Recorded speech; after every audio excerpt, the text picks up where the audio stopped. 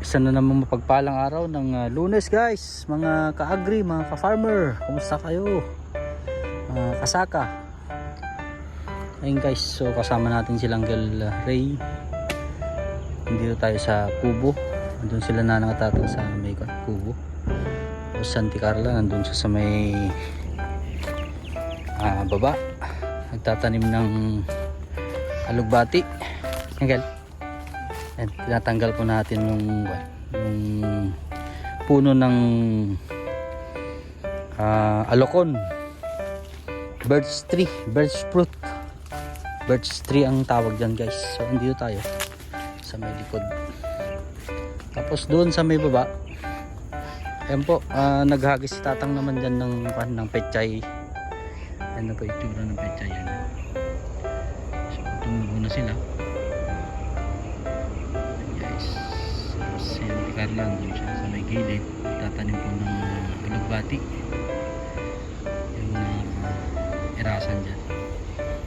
Tapos dyan later on tayo magtanim ulit sa may tabi niya. So kanina nagtanim sila ng talong at saka sili at saka beans, yung string beans na yung yung vine, parang vine, string beans. Ito siya.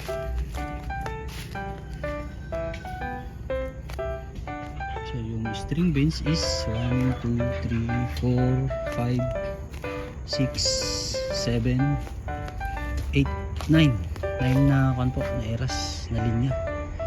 So ito naman yung sili. Ayan guys. Tapos yung bandang gilid sa may tabi ng nyug, dun sa barteng nyug at sa kalamansi, talong naman yan. Dati ang tinatanim natin dito is pechay, kaso lang sabi nila na nakatatang mas maganda na ako gugulayin para yung medyo matagal ang buhay o matagal ang duration na pag-harvestan, kasi ang talong mahigit 1 taon yan basta maalagaan lang at saka napupruning. So ito, actually kanina po wala po ako dito, sa city pa ako kanina. So hindi pa ako nakarating kanina dito, medyo kagabi medyo puyat, medyo nirest muna. Tapos ito po ginagawa natin. So Uncle Ray ang tinatanggal nila yung mga medyo magitna na loop na medyo magitna na puno. Uncle, okay ka lang Uncle? Video na lata. Agmula nakti ka Uncle, tinyog. Ayun, habang basa yung tidaga. Ito guys, magtatanim po tayo ng nyug, yung in-order po natin kay boss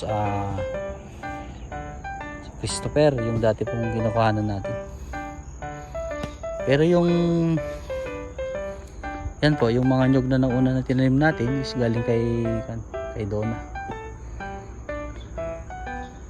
Ayan guys, so samahan nyo po kami.